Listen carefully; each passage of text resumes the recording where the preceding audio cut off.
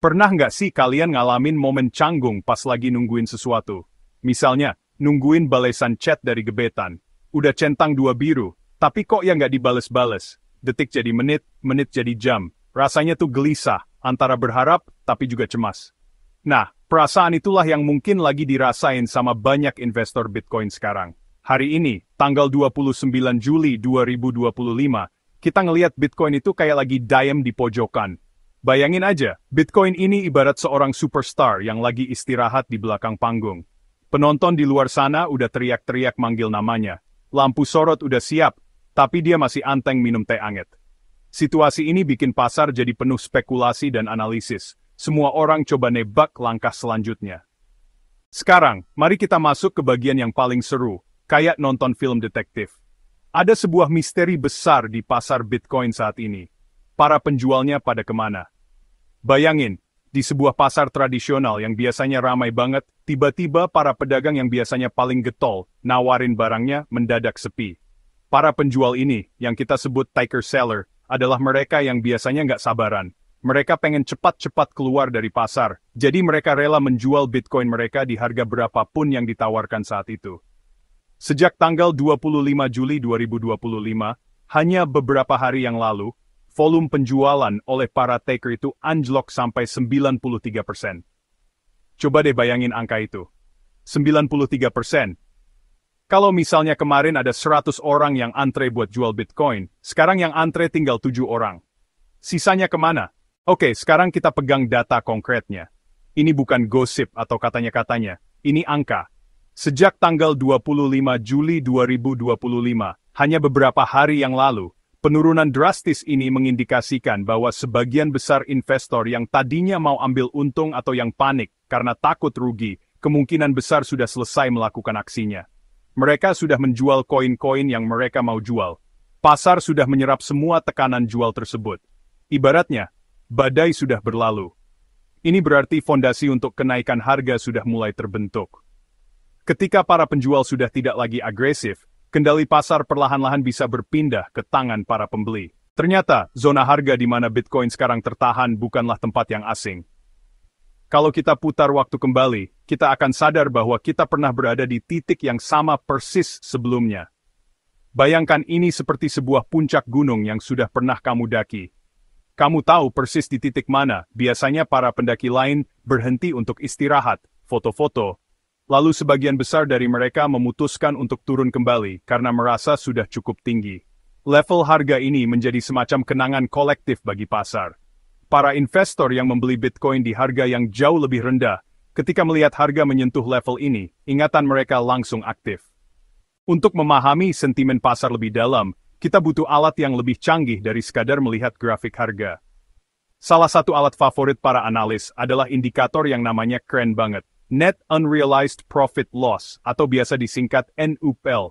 Jangan pusing dulu sama namanya. Konsepnya sebenarnya sederhana banget.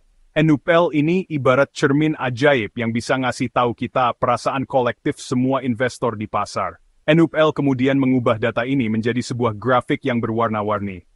Grafik NUPL ini punya beberapa zona warna yang masing-masing punya arti. Oke, jadi, apa yang dikatakan oleh cermin ajaib NUPL tentang kondisi pasar Bitcoin saat ini? Di tanggal 29 Juli 2025.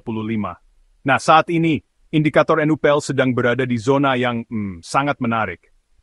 Posisi NUPL sekarang berada di suatu tempat di antara zona optimisme dan kecemasan. Ini adalah zona transisi yang sangat krusial, yang seringkali mendahului pergerakan besar, entah itu ke atas atau ke bawah. Zona ini sering digambarkan sebagai zona anxiety denial atau optimism belief. Ini adalah titik di mana investor terjadi dua kubu. Di tengah semua ketidakpastian dan drama di level resistensi, ada satu kabar baik yang jadi pegangan kita semua. Bitcoin saat ini masih berhasil bertahan di atas level support yang sangat kuat. Nah, apa itu support? Bayangkan kamu lagi main trampolin. Lantai trampolin itulah yang jadi supportnya. Level support yang sedang menahan Bitcoin saat ini bukanlah support sembarangan. Ini adalah level yang sudah teruji berkali-kali di masa lalu.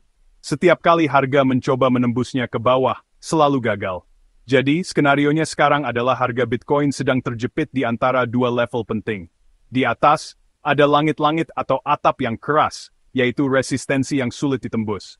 Di bawah ada lantai yang kokoh, yaitu support yang sulit dijebol. Kita sudah tahu bahwa penjual sudah mulai lelah. Kita juga tahu bahwa lantai pertahanan di bawah sangat kuat. Lalu, apa lagi yang menghalangi Bitcoin untuk terbang ke bulan? Jawabannya satu, tembok raksasa yang ada tepat di atas kepala kita, yaitu level resistance. Sebuah breakout atau penembusan yang bersih di atas level resistensi inilah yang ditunggu-tunggu oleh seluruh pelaku pasar saat ini.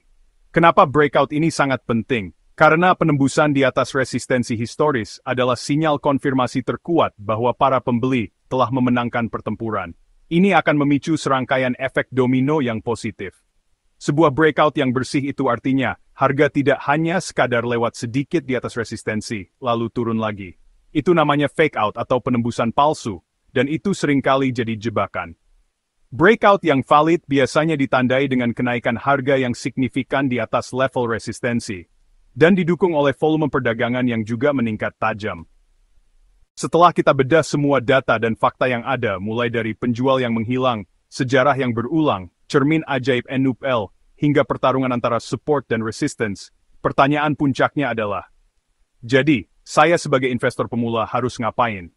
Jawabannya mungkin tidak sesederhana yang kamu harapkan, tapi ada beberapa prinsip dasar yang bisa jadi panduan. Pertama dan terpenting, jangan panik. Pasar yang bergerak stagnan seperti ini memang dirancang untuk menguji mental dan kesabaran. Keputusan yang diambil karena panik atau FOMO alias fear of missing out biasanya adalah keputusan yang buruk. Bagi kamu yang sudah punya posisi di Bitcoin, kuncinya adalah evaluasi kembali rencanamu. Kenapa kamu membeli Bitcoin dari awal? Apakah untuk investasi jangka panjang atau trading jangka pendek? Bagi kamu yang belum masuk dan masih menunggu di pinggir lapangan, kesabaran adalah teman terbaikmu. Situasi saat ini ibarat lampu lalu lintas yang warnanya masih kuning. Tunggu sampai lampu berubah menjadi hijau, yaitu ketika harga berhasil melakukan breakout yang bersih di atas resistensi. Pada akhirnya, berinvestasi di aset seperti Bitcoin selalu mengandung risiko. Nggak ada yang bisa memprediksi masa depan dengan pasti, termasuk para analis paling hebat sekalipun. Tugas kita sebagai investor adalah membuat keputusan berdasarkan probabilitas terbaik yang didukung oleh data dan analisis, bukan emosi. Pahami risikonya, jangan pernah menginvestasikan uang yang kamu tidak siap untuk kehilangannya, dan yang terpenting, teruslah belajar. Pasar kripto itu dinamis dan selalu berubah. Dengan tetap tenang, sabar, dan terinformasi, kamu akan bisa menavigasi badai apapun yang datang menghadang. Itu tadi pembahasan kita dalam video ini. Semoga bisa kasih insight baru buat kalian semua. Jangan lupa klik like kalau suka, komen kalau mau tanya atau diskusi, dan tentu saja subscribe Ainova Channel supaya nggak ketinggalan konten-konten terbaru seputar AI, crypto, staking on-chain, likuiditas pool, DeFi, dan Web3. Sampai ketemu di video berikutnya.